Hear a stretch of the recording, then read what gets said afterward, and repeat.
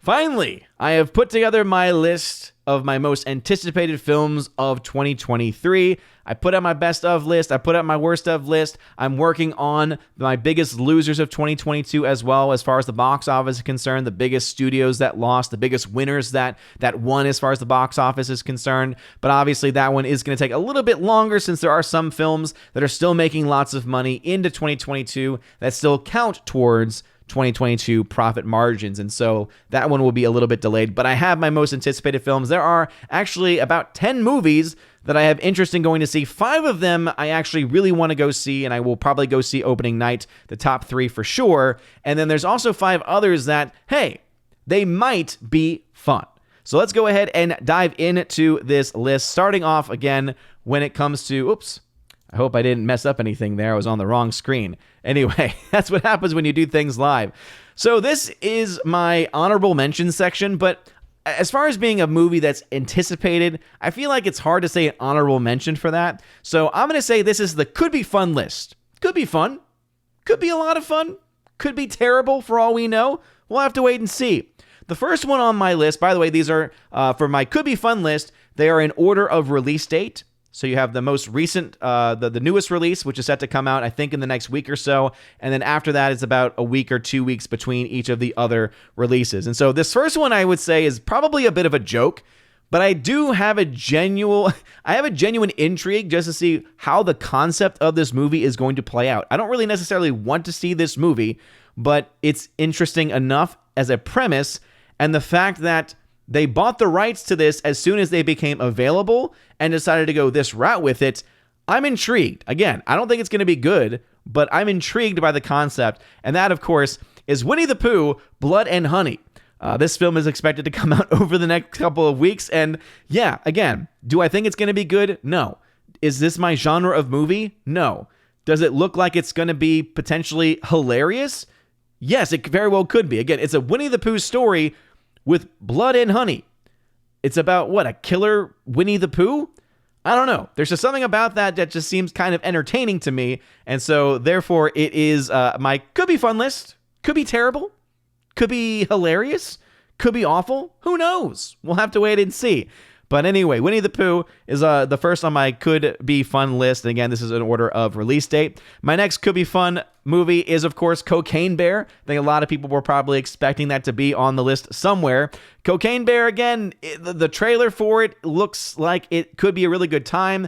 Some of the CGI elements definitely bother me a lot. The fact that you do have a director for this movie who I just do not trust. Elizabeth Banks as the director for this movie. I do not trust her as a director. The only thing that I think is the possible saving grace for this film possibly being a really fun time is the fact that the movie is being written by someone that's not Elizabeth Banks. So who knows? It could be fun.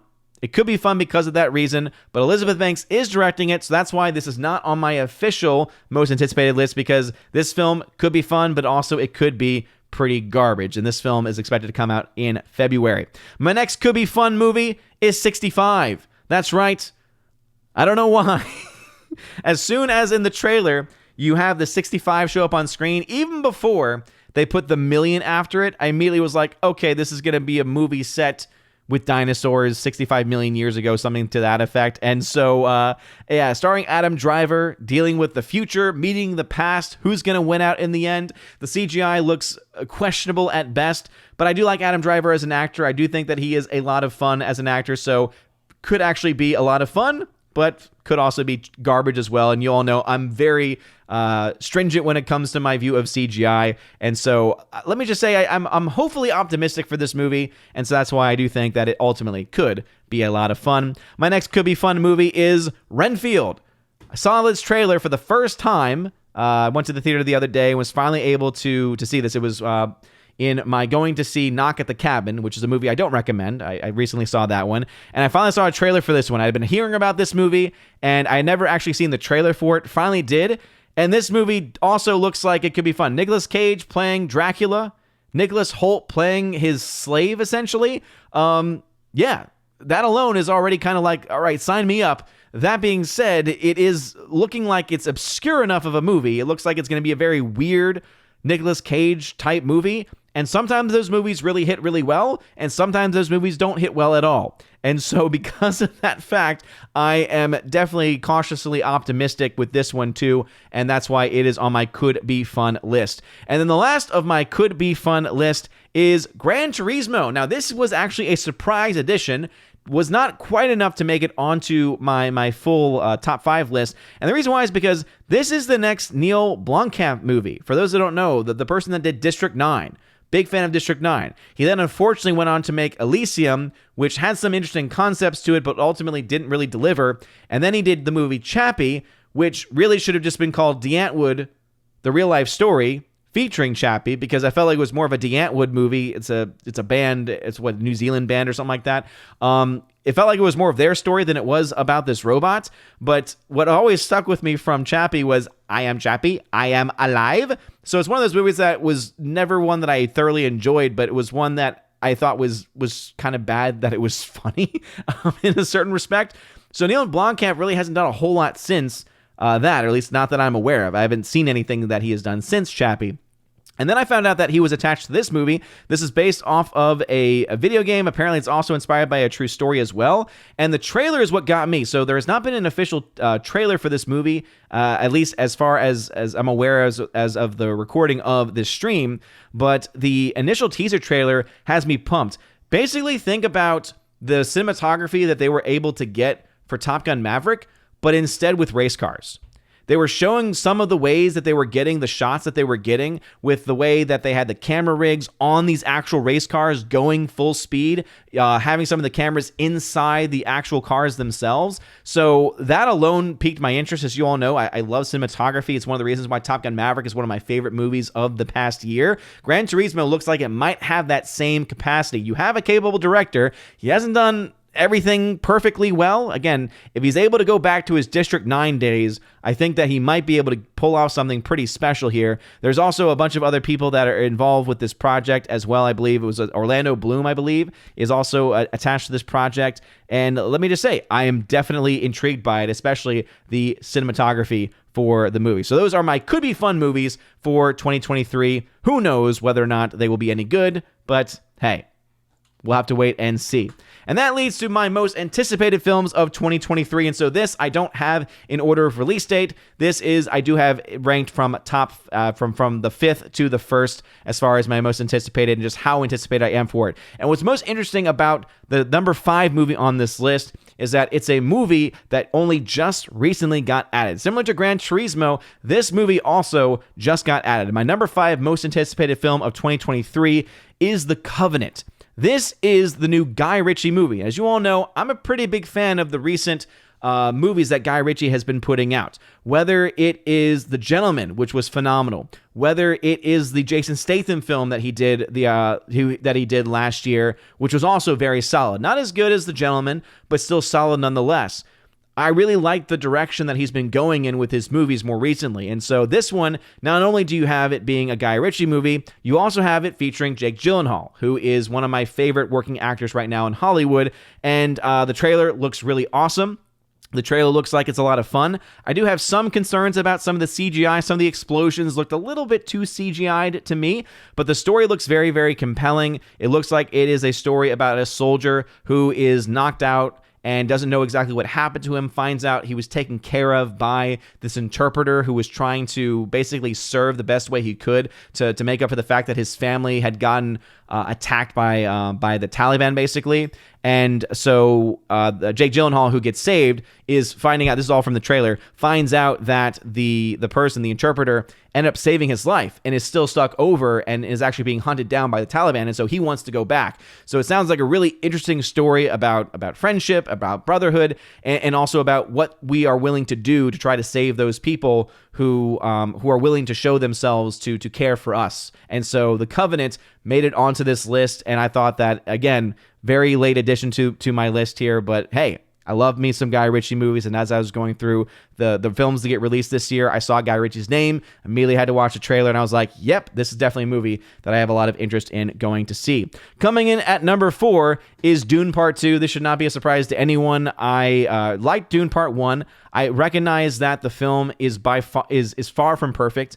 Obviously, I think that this is a movie that should have been released. Personally, I would love this to have been a miniseries instead, so that way Denis Villeneuve could have actually taken the time to tell the full story the way that it should be told. I thought that there were a lot of good things in part one, but it's going to be great to finally get a conclusion to the story, as part one really ends in a very weird spot, I think. And so, as you all know, I'm a big fan of Denis Villeneuve, and I think that he's going to continue to provide these visual spectacle pieces. And again, I hope that this film also is able to deliver in being a complete movie, whereas I think one of the biggest issues with Dune 1 was the fact that it just was not... it did not have that complete movie feel to it, even though I thought that a lot of the stuff they did in the film was pretty good. So my number 4 most anticipated film, Dune Part 2. Coming in at number 3 is Oppenheimer. Christopher Nolan always is someone that intrigues me as a filmmaker, even though he's got some of the worst sound design decisions ever to be made, whether it's his decision in Tenet especially to make it so difficult to hear what is going on at any given time. I actually still had a lot of fun with that movie. I went in knowing that the sound design on the film was terrible, that the sound mix was terrible, and I was actually still able to understand the vast majority of the dialogue and actually really enjoyed the movie. This one looks more like a throwback to some of the, more of the more realistic and grounded stories that he's so well known for. And to tell the story and the history of Oppenheimer, to tell the history of the development of the atomic bomb, and just to see what he's going to be able to do with that, knowing what he did with films like Interstellar and what he's likely going to do with this film, I gotta say, I'm excited to see this film on the big screen. I'm excited to see this film in IMAX. I love, of all the film technologies, you have, of course, James Cameron pushing his 3D nonsense technology, but then you have Nolan pushing his IMAX technology, and I think IMAX just gives such superior image quality and really just makes you feel so immersed within the world itself. And so definitely looking forward to Oppenheimer by Christopher Nolan as my number 3 most anticipated film of the year. Coming in at number 2 most anticipated film of the year. Also, these should not be that much of a surprise to anyone who knows me. My number 2 most anticipated film of the year has to be, of course, Mission Impossible Dead Reckoning Part 1. Worst name ever. I mean, it's going to drive me nuts doing box office coverage for this. I probably will have to put just Dead Reckoning Part 1 in the title for it when I eventually do it. But oh my goodness, could they not have come up with some type of a better name or a better naming scheme for this movie? I mean, dear Lord, Mission Impossible Dead Reckoning Part 1. That is just such a mouthful, but I have to say, I'm looking forward to it. The teaser that they've released for it, the trailer that they've released for it, has just really, again, continued to make me interested to see exactly what Tom Cruise is going to do next. As you all know, Top Gun Maverick was my favorite film of 2022. Cannot wait to see what crazy stuff he decides to do in this film. And one of the things that I've always appreciated, especially more recently about the Mission Impossible films, is that ever since 3, and really with 4, I think being one of the best ones, Ghost Protocol, you've seen them start to take it in a much more serious direction. It still has, again, that kind of that fun action feel to it, right? That kind of hokiness to it in a certain respect. But it's definitely something to where I don't think it's as hokey as nothing is as hokey as that second film. That second film was just garbage. First film, though, definitely had a little bit of that to it, but I think ever since then, especially with Ghost Protocol, they've taken it a little bit more seriously. They've had the comedy and the comedic elements within it too, but the visual effects are really what make this film and make these films a selling point. The stories are there. The stories are there to be able to still be able to pull you through and make you appreciate what you're seeing on screen, make you buy into what you're seeing on screen. And of course, having someone like Tom Cruise behind the camera as one of the creative figures behind it, if he's able to do something similar to what he did with Top Gun and really take control of that, I think you could ultimately have a pretty good experience at the theater. And I'm glad that people do agree with Mission Impossible 2 being trash, because it is ultimately pretty trash. And so therefore, my number 1 most anticipated film of 2023, and again, if you know me, this should be no surprise whatsoever, and that is John Wick Chapter 4. I love the John Wick's, the franchise. John Wick 1, I think, is the best film in the franchise. 2, I think, has some of the best storytelling. 3 has some of the best action sequences. I can't wait to see what they do with John Wick 4. I definitely agree that this is starting to get to the point where where it's getting a little long in the tooth. So I really hope that they are able to kind of blow us away. If they're able to take some of the best elements from 1, 2, and 3 and just put them all into one film, put a great film, a great story, great action, all put together, and then you have, of course, Keanu Reeves doing his Keanu thing as John Wick, I think that there's going to be a lot of fun to be had with this movie. And so, no doubt in my mind, John Wick 4 is going to be my most anticipated film of the year. I cannot wait for it. I'm glad that we're in a year where I don't have to worry about these movies being pushed back.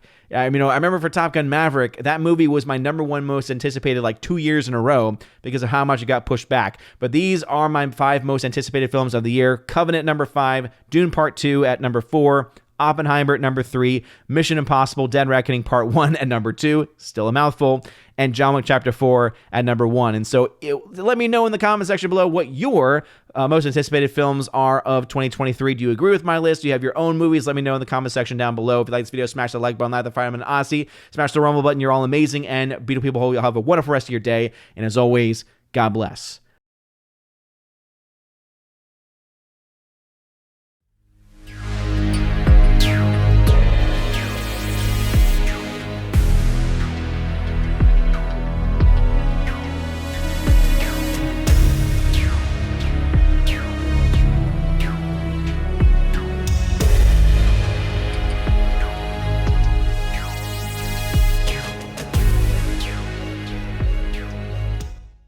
And now for a huge special shout out to all of my Patreon, locals, and Subscribe Star members who are at the Keeper of the Bifrost level and above, starting off with Father Luca Illich, Garrett Searles, Chris from the 80s, who you can check out over on YouTube by the same name, Hymir Irie Hymason, Joe Horn, Jonathan Carney, Orange Hat Reviews, you can check out at his YouTube channel by the same name as well, Laura, the Modern Major General story, Rosetta Allen, who you can check out at her YouTube channel, Eagle Rider, and Miss Martin Muses, which goes by the same name on YouTube. Thank you all very much for supporting me over on Patreon. And also for my Subscribe Star peeps, we got Matt317. Check out his Twitch channel by the same name. Fast Reaction, Mr. Roy, J-Rod the Beer Guru, and ZK-Man, who you can check out over at xtheboundaries.co. And also lastly to my locals members, starting off with Miss Minnesota Hockey Fan, How About a Hockey Player, J.H. Schwalbach, Brett D90, and the amazing lawyer Robert Barnes. Thank you all very much for supporting me for the month of February. You guys are all fantastic. If you want your name shouted out, access to exclusive podcasts, and exclusive giveaways,